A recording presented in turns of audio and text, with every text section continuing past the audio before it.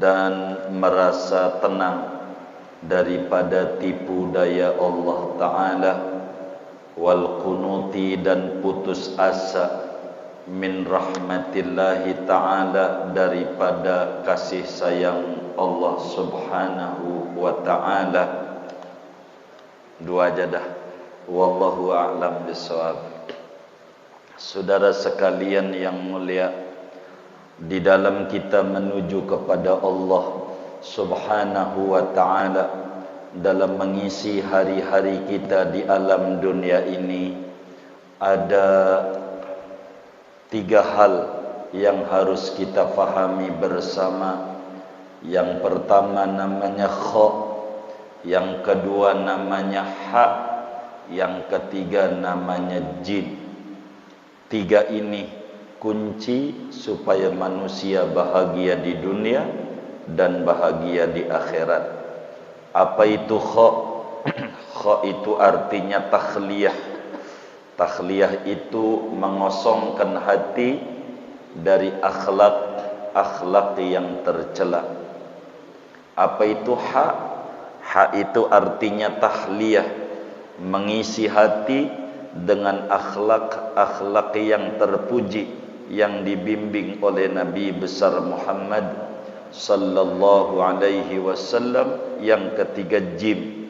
Apa itu jim? Jim itu tajalli, menzahirnya Allah subhanahu wa ta'ala, baik tajalli sifat maupun tajallil af'al.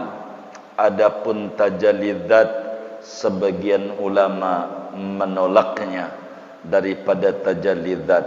Malam hari ini kajian kita berbicara apa yang harus dibuang daripada hati kita supaya kita bisa dekat dengan Allah, supaya kita bisa tenang dalam hidup dan kehidupan kita.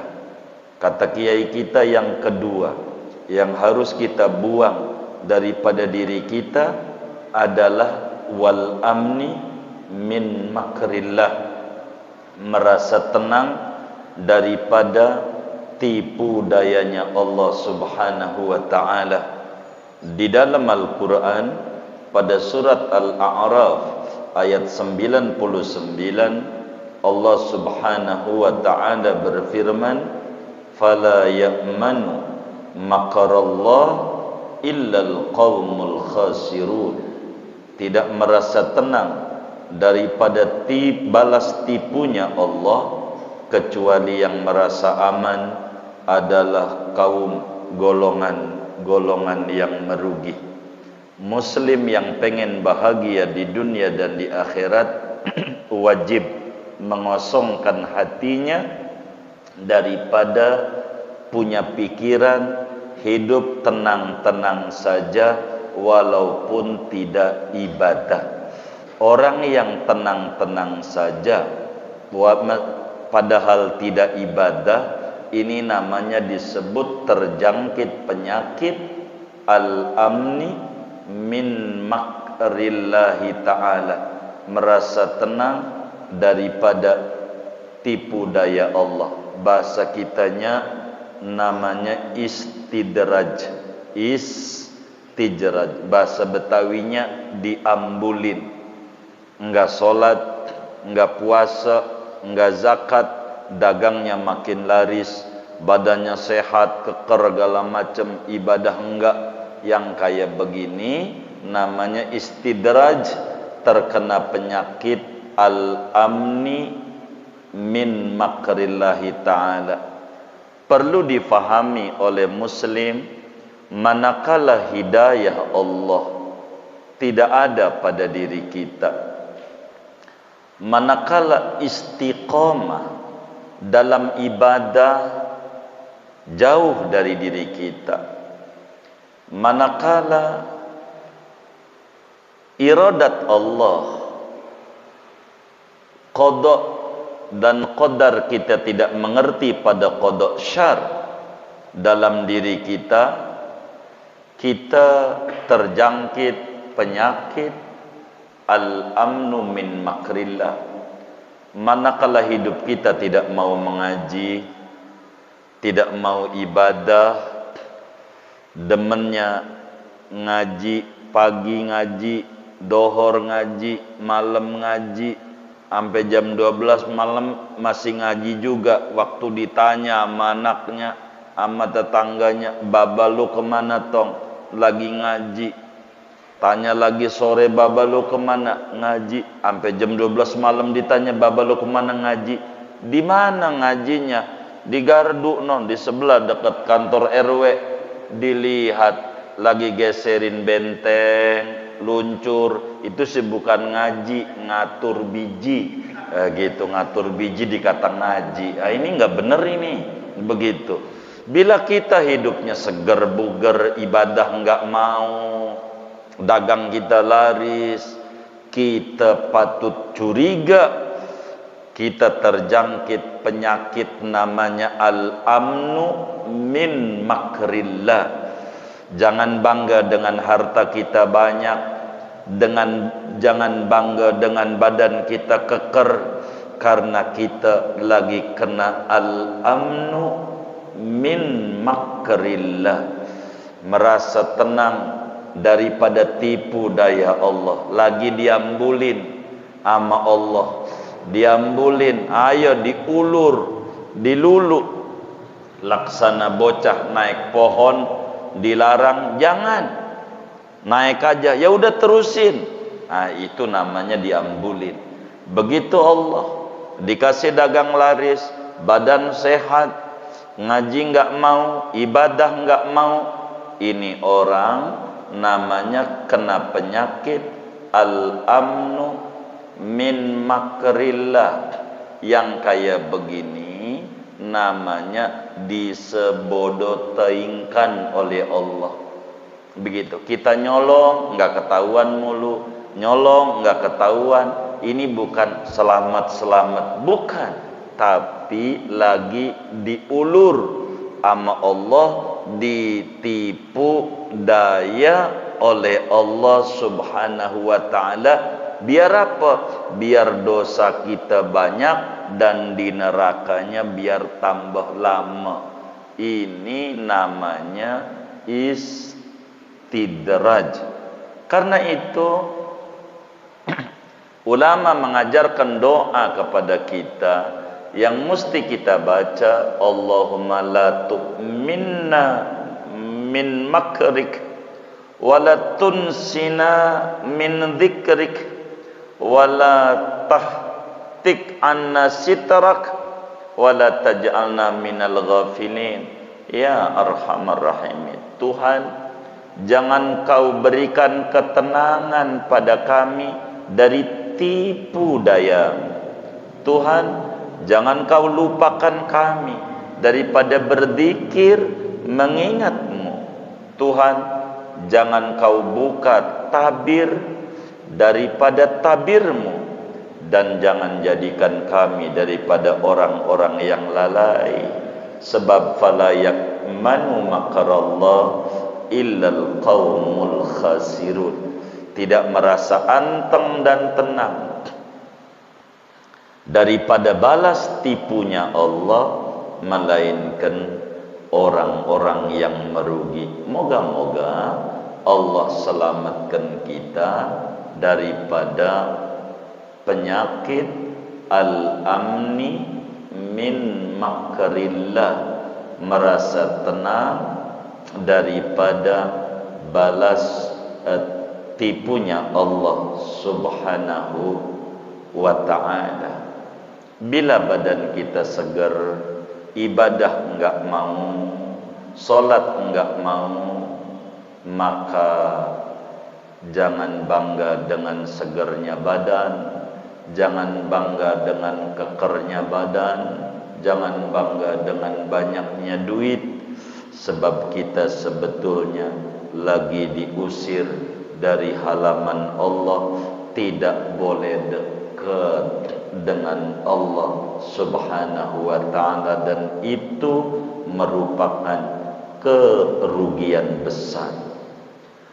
Mana lagi akhlak buruk yang harus dibuang daripada hati kita. Kata kiai kita, wal qunuti min rahmatillahi ta'ala. Putus asa daripada kasih sayang Allah. Saudara, kita harus fahami dengan kondisi fisik kita yang lemah, umur kita yang dulu-dulu banyak dihamburkan, padahal umur itu adalah modal kita ibadah kepada Allah, modal kita berbisnis dengan Allah. Lalu kemudian sekarang usia kita udah senja, merasa banyak salah kita di hadapan Allah, banyak umur yang dibuang. Bagaimana ini menghadapi kematian yang tidak lama lagi akan datang kepada kita, lebih-lebih yang umurnya udah 40 tahun ke atas. Ini bagaimana kita, sikap apa yang harus diambil? Kita jangan putus asa. Jangan kita kata gua udah kadongan bengal sama anak lu aja yang sholat, gua udah kadongan dah, udah kadongan, gua mau udah kadongan. Kali aja malaikat gemes sama gua, dilemparin dari padang mahsyar, saking kekencengan kelewat tuh neraka jadi surga. Ini namanya berkhayal yang kayak begini ini. Enggak bener ini. Namanya kita putus asa dari rahmat Allah. Dilarang kita putus asa daripada rahmat Allah. Di dalam Al-Quran pada surat Yusuf ayat 87, Allah subhanahu wa ta'ala menyatakan, innahu la yai'asu min rauhillah illal qaumul kafirun. Sesungguhnya tidak ada yang putus asa dari rahmatnya Allah kecuali golongan yang kafir. Allah sebutkan orang-orang yang putus asa dari rahmatnya Allah disebut golongan yang kafir. Bahkan pada surat Al-Hijr ayat 56 Allah jelaskan, wa may yaqnatu mir rahmati rabbih illa dhallun. Tidaklah orang yang putus asa daripada rahmatnya Allah kecuali orang-orang yang tersesat jalan.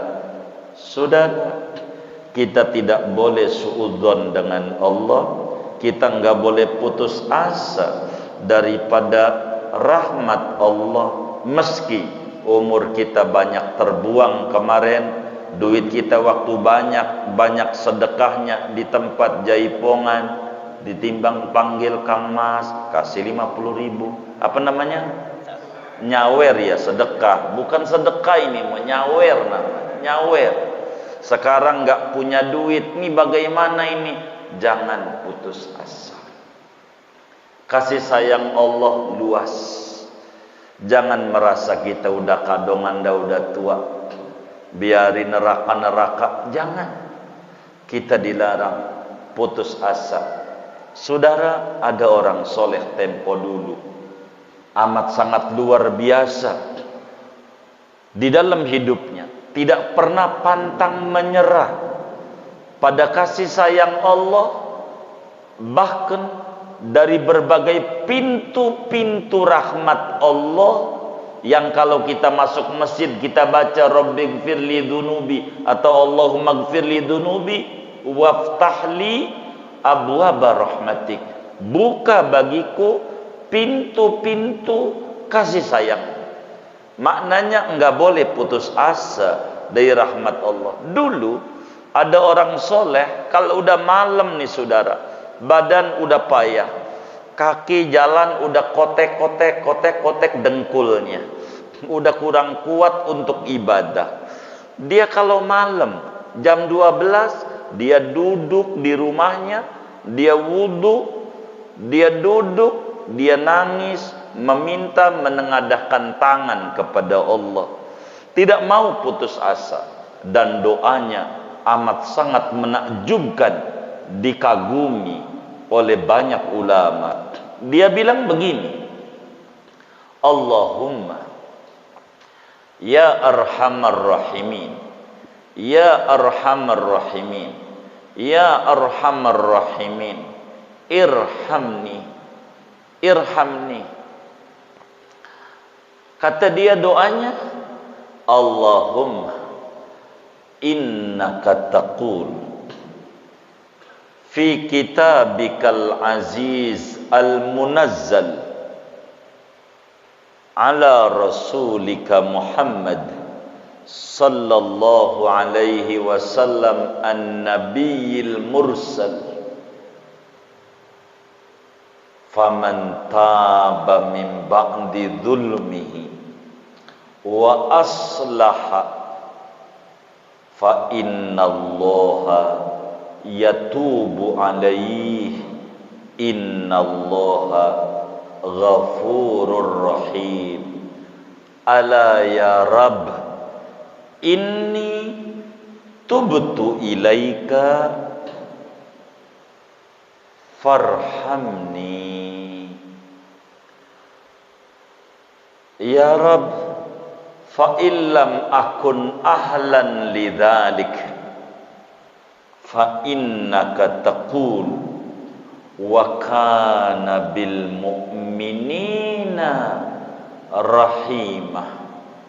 Ya Rabb, fa ana mu'min farhamni wa illam akun ahlan lidzalik fa innaka taqul wa rahmati wasi'at kulla syai'. Ala ya Rabb, fa ana syai' farhamni. Fa illam akun ahlan lidzalik fa ayyu musibatin a'dhamu min musibati an tadhiqa alayya rahmatuka allati wasi'at kulla syai' falam tasa'ni fahadhihi musibah fa innaka taqul alladzina idza asabathum musibah qalu inna lillahi wa inna ilaihi raji'un fa aqulu ya Rabb inna lillahi wa inna ilaihi raji'un wa anta taqul ulaika alaihim salawatum mir rabbihim wa rahmah ala ya Rabb farhamni. Orang dulu saudara, malam-malam jam 12 dengan badan yang sudah loyo, dulu seger bugar tidak dipakai untuk ibadah kepada Allah, dulu duit banyak dihamburkan kepada yang tidak-tidak, dulu punya pangkat yang tinggi, jabatan yang tinggi dengan yang luar biasa jabatannya, tapi tidak bisa digunakan untuk bermanfaat untuk orang banyak tanda tangan yang dia berikan, malah banyak menyulitkan orang. Sekarang sudah pensiun, tidak punya jabatan apa-apa, merasa dirinya bekas orang. Sekarang sudah tidak dipandang oleh orang.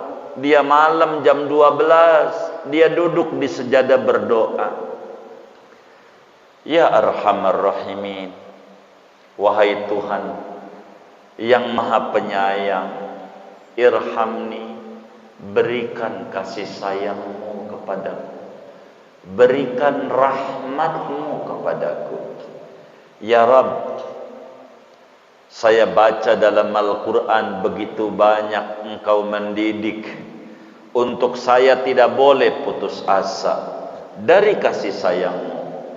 Ku baca di dalam Al-Quran yang diturunkan kepada Nabi kami, Nabi Muhammad sallallahu alaihi wasallam, Engkau berfirman yang terjemahannya begini, siapa orang yang bertaubat dari sesudah berbuat zalimnya, dia perbaiki diri, sesungguhnya Allah terima taubatnya, sesungguhnya Allah Maha Pengampun lagi Maha Penyayang.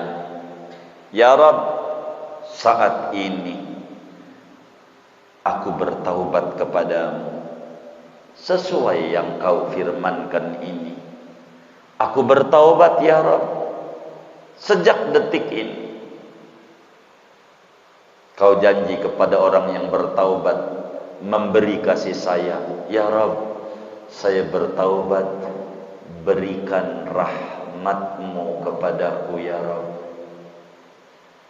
Ya Allah, jika aku tidak pantas untuk mendapatkan rahmat dan kasih sayang, dengan taubat saya sekarang ini dianggap belum tulus di matamu, dianggap belum serius tobat saya di matamu, saya tidak mau putus asa ya Rabb.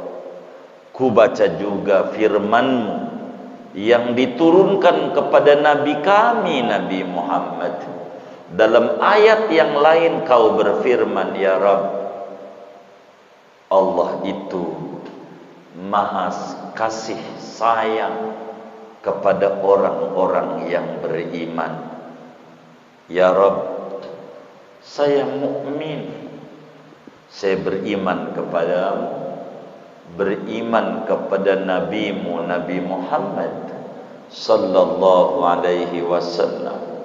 Ya Rabb, saya mukmin, farhamni, berikanlah rahmat dan kasih sayang-Mu kepadaku. Ya Allah, bila saya tidak layak, bila saya tidak pantas mendapatkan rahmat dan kasih sayang, dengan pengakuan saya ini seorang mukmin, karena di matamu keimanan saya banyak kepalsuan, keimanan saya banyak campuran, saya belum dikata mukmin sejati di matamu, sehingga saya tidak layak dapat rahmat dan kasih sayang-Mu. Ya Rabb, saya tidak mau putus asa. Kau pun berfirman di dalam Al-Quran yang diturunkan kepada Nabi Muhammad sallallahu alaihi wasallam, pada ayat yang lain kau berfirman yang artinya rahmat dan kasih sayangku meliputi segala ciptaanku. Ya Rabb, aku adalah ciptaan. Kau bilang dalam Al-Quran rahmat-Mu menerpa semua ciptaan-Mu. Aku ciptaan-Mu. Berikan rahmat-Mu ya Rabb kepadaku. Berikan kasih sayang-Mu ya Allah kepadaku. Ya Allah, jika aku tidak layak, tidak pantas mendapatkan rahmat dan kasih sayang dengan pengakuan diriku sebagai ciptaan-Mu, ya Rabb, jujur ini adalah musibah besar. Musibah besar menimpa diriku ya Rabb. Fa ayyu musibatin a'dhamu min musibati. Musibah mana ya Allah yang paling besar selain musibah yang menimpa diri saya ini ya Rabb. Betapa rahmat-Mu, betapa kasih sayang-Mu yang kau jelaskan semua makhluk ciptaan-Mu dapat rahmat-Mu. Betapa sayang gak kebagian ya Rabb. Dari rahmat-Mu yang begitu luas, saya gak dapat. Bukankah ini adalah musibah besar ya Rabb? Dan kau ajarkan bagi hamba yang mendapatkan musibah, suruh membaca inna lillah wa inna ilaihi raji'un. Dan saya saat ini ya Rabb, tulus dari hati yang paling dalam mengucapkan inna lillah wa inna ilaihi raji'un. Kau pun ya Rabb berjanji di dalam Al-Quran, bagi mereka yang dapat musibah mengucapkan inna lillah wa inna ilaihi raji'un. Kau kata dalam surat Al-Baqarah, alladzina idza asabathum musibah qalu inna lillah wa inna ilaihi raji'un ulaika alaihim salawat min rabbihim wa rahmah. Allah ya Rabb farhamni. Mereka yang terkena musibah mengucapkan inna lillah wa inna ilaihi raji'un, mereka mendapatkan solawat dari Tuhan mereka dan mendapatkan rahmat dan kasih sayang dari Tuhannya. Ya Rabb, berikan rahmat dan kasih sayangmu kepada aku. Saudara, ada orang soleh tempo dulu, berbagai pintu rahmat dan pintu kasih sayangnya dikejar oleh mereka demi supaya tidak mau menjadi orang yang kafir, orang yang sesat, orang yang berputus asa. Sebab itu bukan akhlak seorang muslim. Wa in massahu syarru fayausun qanut. Kalau tertimpa keburukan, dagangnya rugi, bisnisnya menurun, panennya gagal, berpuluh tahun belum punya keturunan, lalu kerjaannya putus asa dari rahmat Allah, ini bukan akhlak seorang muslim. Muslim itu selalu mengejar-ngejar pintu-pintu kebaikan Allah. Bahkan Rasulullah sallallahu alaihi wasallam dalam hadisnya yang sahih menjelaskan akbarul kabair su'udzanni billah. Dosa yang paling besar dari sederetan dosa besar adalah buruk sangka kepada Allah, merasa putus asa daripada rahmat Allah. Ini dosa paling besarnya dosa. Kita tidak boleh putus asa. Satu kejadian menarik dari seorang sahabat besar Rasulullah sallallahu alaihi wasallam, mantan non muslim, namanya Wahsy Al-Habasyi. Wahsy yang orang negro daripada Ethiopia, dari Ethiopia. Wahsy membunuh daripada Sayyidina Hamzah bin Abdul Muttalib, paman Nabi yang Nabi sayang banget, paman sekaligus saudara sepersusuan. Hamzah netek juga kepada Siti Halimah Sa'diyah. Lalu kemudian Nabi lahir, Nabi pun juga netek juga sama Siti Halimah Sa'diyah, sehingga Sayyidina Hamzah adalah saudaranya Rasulullah, satu susu sekaligus pamannya Rasulullah sallallahu alaihi wasallam. Beliau membela Nabi luar biasa, mati-matian. Hijrah ke Madinah, beliau pun hijrah. Sayyidina Hamzah ketika meletus perang Badar, kalah orang kafir dengan tentara yang sangat luar biasa, dengan logistik persenjataan yang amat sangat lengkap. Muslim cuma 313, mereka 1000 lebih. Kalah telak perang Badar tahun kedua Hijriah. Ketika meletus perang Badar kalah, Hindun, saudara istrinya Abu Sufyan, melihat bapaknya saudara-saudaranya banyak gugur di perang Badar, enggak terima. Maka Wahsy ditawarin, Wahsy sebagai budak belian. Wahsy budak belian. Wahsy, bila kau bisa membunuh Hamzah, kau merdeka. Kau merdeka. Karena Wahsy pengen merdeka. Karena di Arab kala itu dibedakan antara warna-warna kulit. Warna kulit. Orang hitam enggak dihargai. Enggak dihargai. Maka Wahsy pengen merdeka. Enggak pengen jadi budak belian. Enggak pengen jadi hamba sahaya. Enggak pengen jadi hamba sahaya. Maka meletus perang Uhud tahun ketiga Hijriah. Tahun ketiga Hijriah. Maka ketika meletus perang Uhud,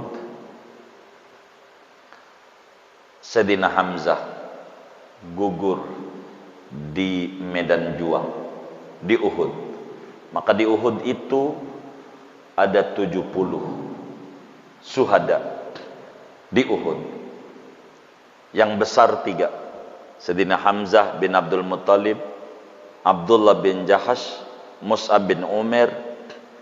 Ini dari Mekah, dari Muhajirin. Dari Ansor banyak, Abdullah Al-Ansari, abahnya Sayyidina Jabir, dan masih banyak 70 gugur daripada sahabat-sahabat, termasuk Sayyidina Hamzah. Maka singkatnya,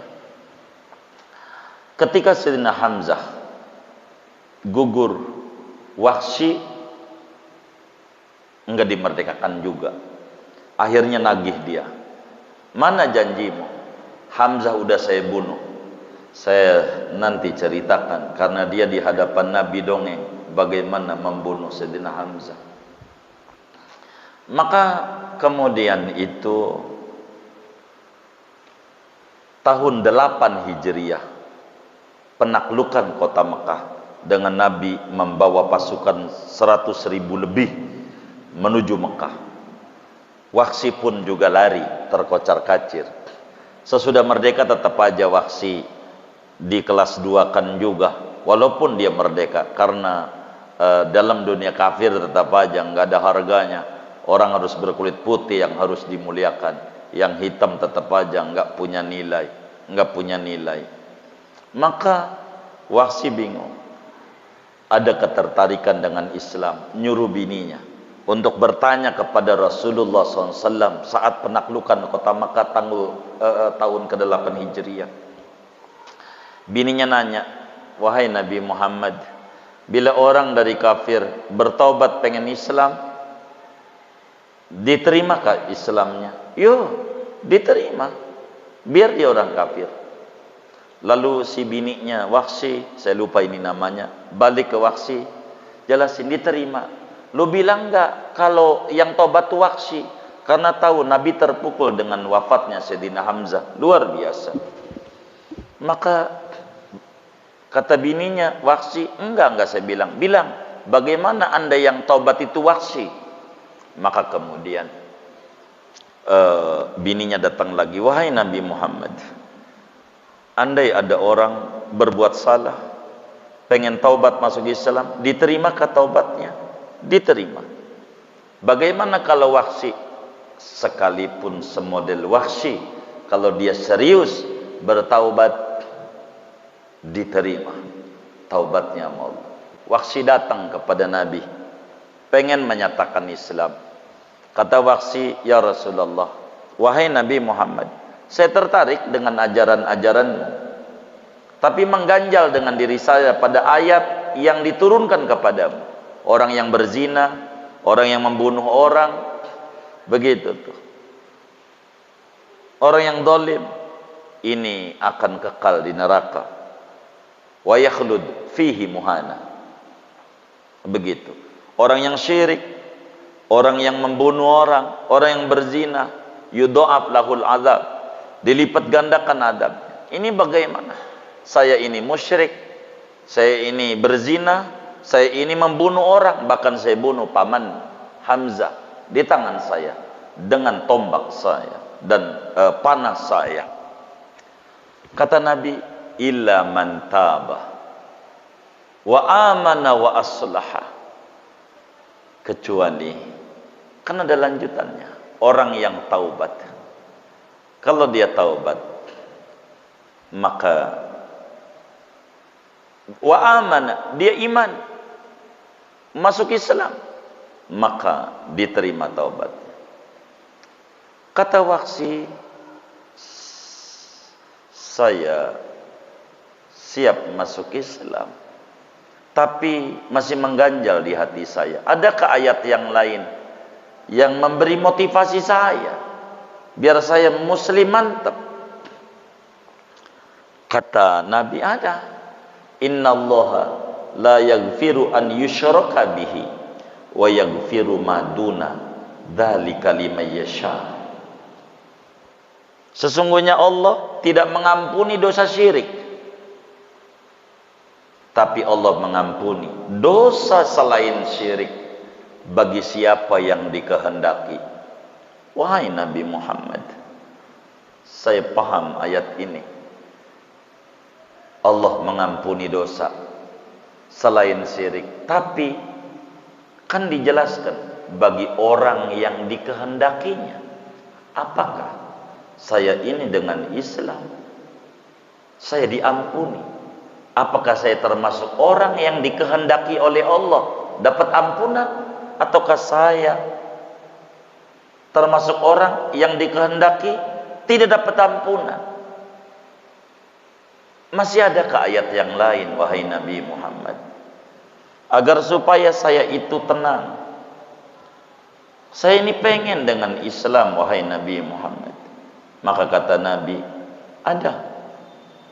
Allah Subhanahu wa ta'ala jelaskan di dalam surat Az-Zumar ayat 53. Allah jelaskan, nih dengerin Waqsi, ya ibadiyalladzina asrafu ala anfusihim la taqnatu mir rahmatillah innallaha yaghfirudz dzunuba jami'an. Wahai hamba-hambaku yang melampaui batas, jangan putus asa dari rahmat dan kasih sayang Allah. Allah ampuni semua dosa model apa aja, termasuk dosa membunuh paman. Ya, Allah ampuni. Cukup wahai Muhammad, ayat ini menenangkan saya dengan la taqnatu mir rahmatillah, jangan putus asa. Berarti kita nggak boleh sebagai muslim putus asa akhlak buruk. Iya. Dan Allah mengampuni semua dosa. Iya. Saya tenang.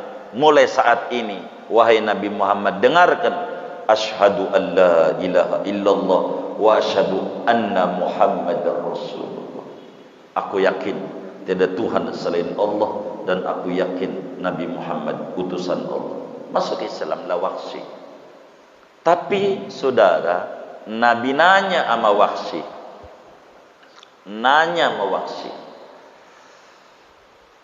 Waqsi,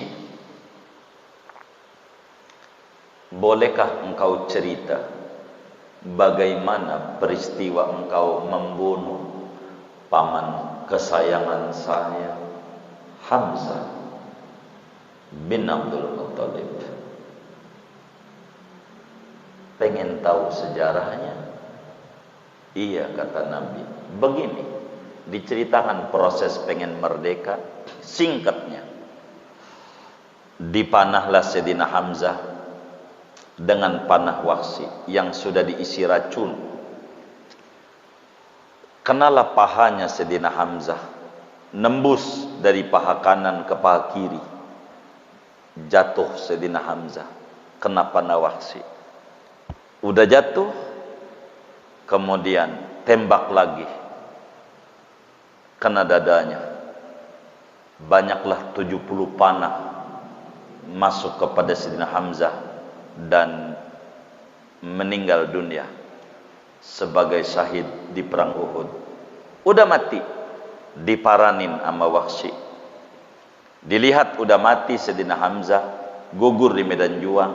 Enggak cukup segitu, matanya didongkel. Saya dongkel matanya, yang kanan saya cabut, copot. Mata kirinya saya copot. Itu Hamzah. Karena saya perjanjian merdekanya begitu, copot doang enggak, saya potong kupingnya pakai gunting. Udah saya potong kupingnya Hamzah, saya potong kecil-kecil sampai 70 potong. Lidahnya saya tarik, saya potong. Hidungnya saya papras, saya potong. Dadanya saya black, saya ambil jantungnya, saya potong-potong menjadi 70 potong. Sadis mutilasinya ini. Nabi dengerin bagaimana proses pembunuhan Sayyidina Hamzah. Sampai singkatnya Nabi bilang sama Sayyidina Wahsy, kalau ngaji duduknya di belakang aja ya. Sahabat-sahabat pun bilang begitu. Sebab kalau Nabi melihat Wahsy, ingat lagi proses wafatnya Sayyidina Hamzah. Wahsy merasa punya utang budi, pengen membalas, menyenangkan hati Nabi Muhammad SAW. Karena Wahsy menyadari dirinya, tahu kalau Hamzah adalah paman kesayangan Rasulullah SAW. Sampai Nabi wafat, tidak ada sesuatu yang menurut Wahsy menyenangkan hati Nabi Muhammad. Sampai meletuslah daripada perang Riddah, daripada Sayyidina Abu Bakar Siddiq jadi khalifah, perang di Yamamah, ada namanya Musailimah Al-Kadzab, nabi palsu. Akhirnya perang Abu Bakar dengan Musailimah Al-Kadzab ini, Wahsy yang panahnya menusuk daripada Musailimah Al-Kadzab, nabi palsu. Ramelah orang berkata, Wahsy, panahmu ternyata yang membunuh nabi palsu.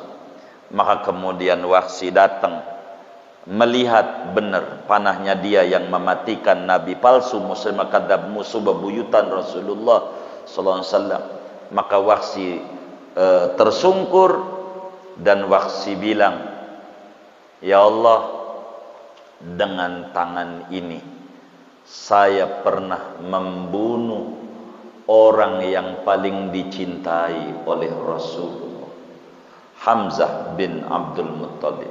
Hari ini, ya Allah, dengan tangan ini pula saya membunuh orang yang paling dibenci oleh Rasulullah, Musailimah Al-Kadzab.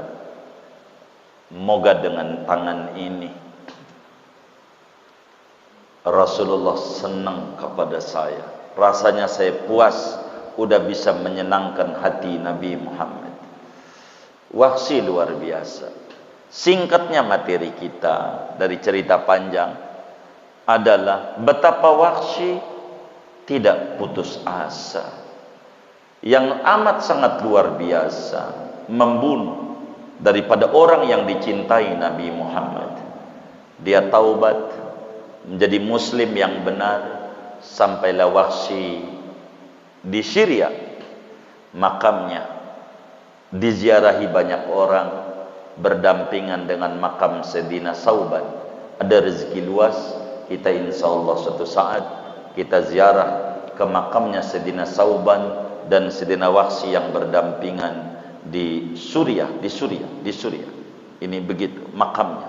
Insya Allah kita ziarahi dan kita ceritakan sejarah lebih panjang lagi dari peristiwa bagaimana Wahsy masuk Islam dan bagaimana proses sampai Wahsy ada di Syam, di Suriah.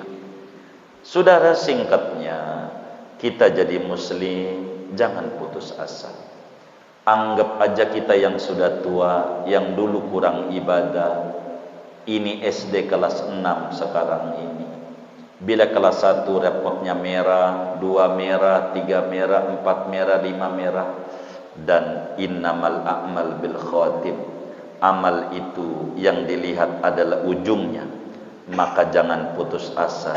Bagi yang dulu-dulu banyak berbuat salah, kita balik sama Allah. Kita minta rahmat dan kasih sayang Allah. Kita banyak berdoa kepada Allah, wa maghfiratuka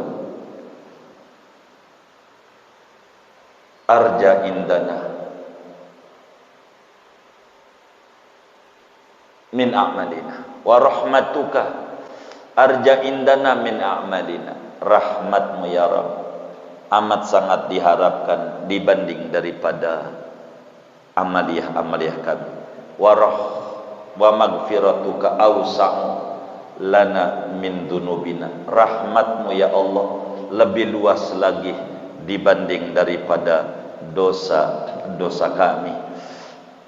Dalam hadis qudsi Allah Subhanahu wa taala berfirman, ya bena Adam, lau balagta dunubaka inanas sama summa staghfartani ghafartu lak. Wahai manusia, andai dosamu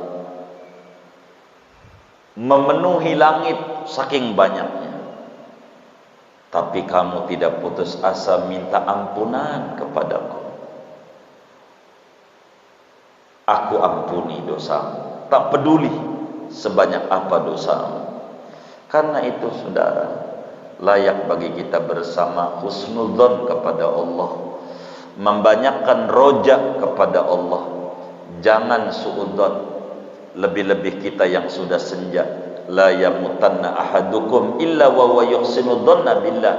Jangan sampai mati kita kecuali kita punya husnudzon kepada Allah. Allah Maha baik. Wahsi saja yang membunuh paman yang dicintai Nabi dimaafkan, apatah lagi kita. Jangan putus asa kita, terus kita mendekat kepada Allah dari sisa-sisa tenaga yang ada. Terus kita mendekati Allah dengan uang kita yang tersisa dari uang pensiunan, seperak, 2 perak, untuk kita berbuat baik. Jangan kita lamuni duit kita dulu yang banyak yang dihambur-hamburkan sia-sia. Berhenti, kita putus asa. Mulai detik ini kita harus isi hati kita dengan husnudzon billah. Allah Maha Pengampun, Allah Maha Penyayang. Kita balik kepada Allah, Allah hapus semua dosa-dosa dan kesalahan kita. Jangan berhenti merintih mengharapkan ampunan dari Allah Subhanahu wa taala dari sisa-sisa umur yang ada. Sebab bila kita putus asa, itu adalah akhlak buruk yang harus kita buang dari hati kita. Enggak boleh ada, sebab ini termasuk daripada min sayyi'il akhlak, daripada akhlak-akhlak yang tercela yang tidak boleh ada pada diri kita. Mudah-mudahan Allah beri kita taufik dan hidayah. Allah beri kita taufik dan hidayah, ma'unah dan ainayah serta riayah. Kita dibuang dari hati kita akhlak-akhlak yang tercela. Allah isi hati kita dengan akhlak-akhlak yang terpuji, yang diridhoi oleh Allah dan diajarkan dan dibimbing oleh Rasulullah sallallahu alaihi wasallam.